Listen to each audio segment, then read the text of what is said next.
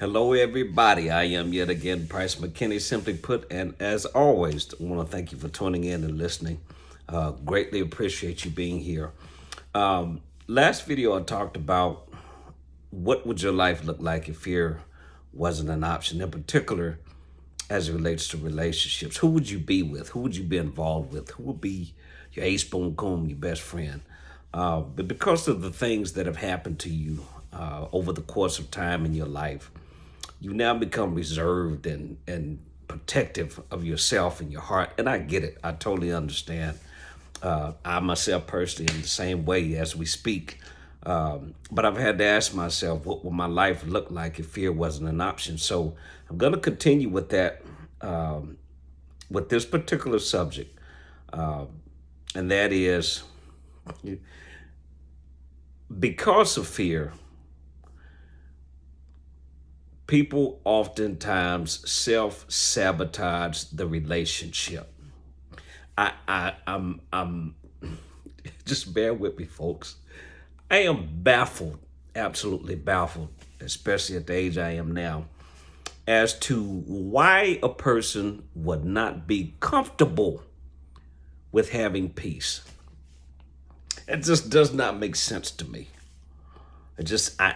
You can't make that make sense to me. Why would a person not be comfortable with having peace within a relationship, in particular companionship, boyfriend, girlfriend, man, woman, whatever you want to call it? And what happens because of the fear, and we've always heard it's too good to be true. What on God's creation does that really mean? Why don't you just accept the fact that it is good and go along with that? But you can't.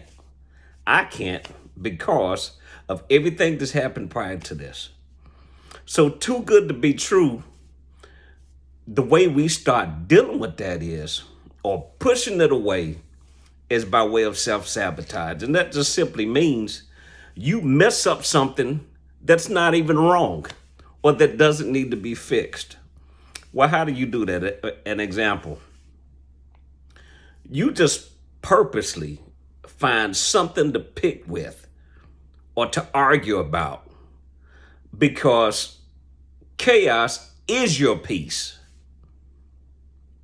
And so because there's nothing wrong, because he's not arguing, because she's not arguing back at you or whatever the case may be, you find something to create turmoil and chaos so that you can purposely keep pushing them away so that if they do go away, the reason is not your fault and you don't wind up blaming yourself. They walked away because of what you did to them. So you have, in your mind, you've created a legitimate excuse to continue doing this so that they're finally gone, or they're out of your hair, or they leave and go back home, whatever the case may be. But it's self-sabotage. And it's all because as that particular individual is not comfortable with what's good. And how do I say this? You'll never be right enough for the wrong person. I don't care how much good you do. I don't care how big of a heart you have. You will never be right enough for the wrong person. They will still find something wrong with you. They will still find something wrong with the good that you do to them and for them. And there's nothing you can do about it. You can't change people. You cannot change people. But what I encourage you is don't allow people to wind up changing you for the negative or for the worse. Please, by all means, still be you. Still be the best you that you can be. But we've got to overcome this fear factor. And the only way to do that is with time. Give yourself time. And as I said in the previous video, be honest with yourself. Because if you can't be honest with you, guess what? You're not going to be honest with anybody else. That's as real as I can put it. If you can't be honest with you, if you can't look yourself in the mirror and say, hey, this is the problem I've got. I'm jacked up right now. I've got this going on. I've got that going on.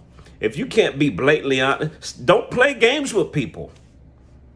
That's part of the reason why so many people are single right now, because people play. This not a game, folks. It's not a game. This is real. This is life.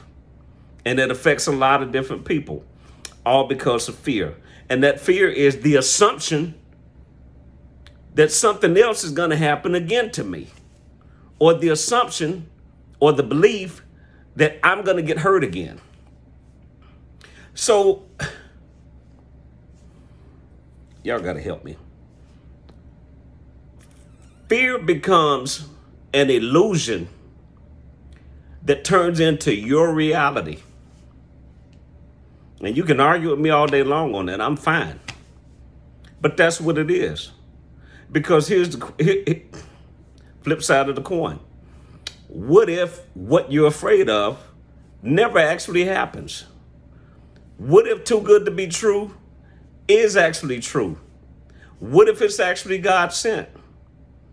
What if he or she is the answer to what you've been praying, or what you've been believing, or what you've been asking for? So what if it's not? And you do have something good. You do have something great. You actually do have somebody that you can build and grow your life with together. Now, I'm going to throw this in just for kicks and giggles. And again, you can argue with me with it about all day long. That's fine. You're not going to get anywhere with it. But the purpose of relationships is not for you to be happy. It's for you to grow, build, and be in purpose. You can't show me anywhere in the wedding vows, the traditional ones at least, where it says for you to be happy. How about you be happy with you? How about you start liking you and stop looking at yourself through the hurt that everybody else has caused you, and see the beauty in you, ma'am. See the strength in you, man. And believe that you are somebody and you do make a difference. So, how do we kill this fear factor? You got to give it time.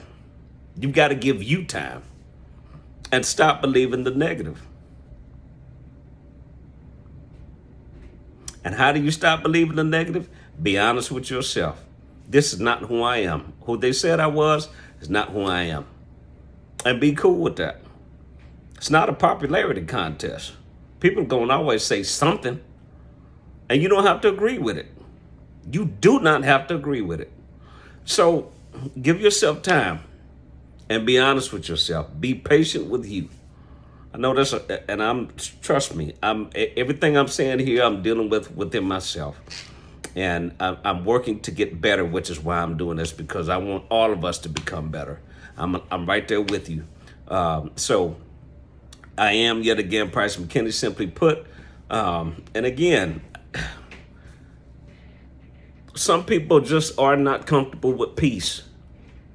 And they have to create situations and circumstances for there to be chaos, for them to have peace. I don't want any parts of that. I want my peace to be, I can come home, I can breathe, I can inhale and exhale and just chill out and be cool and relax if need be.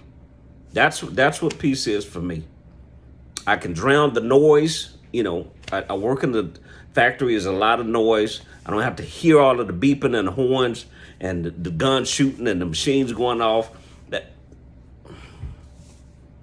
I can create my own peace right where I'm at. So you have that power. You have that ability. That ball is in your court. So it's on you. So again,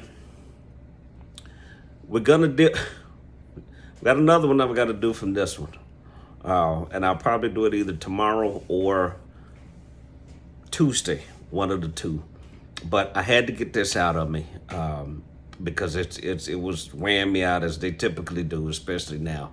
So again, I want to thank all of you for your input, for your text messages, for your comments, I want to thank you if you're just listening and you don't say anything, because that counts as a view. Go to YouTube, simply put, like and subscribe. If you're on Instagram, I am Grillmaster_PMac. And again, I want to thank you sincerely for your support and for listening. I will see you soon. Have a wonderful night.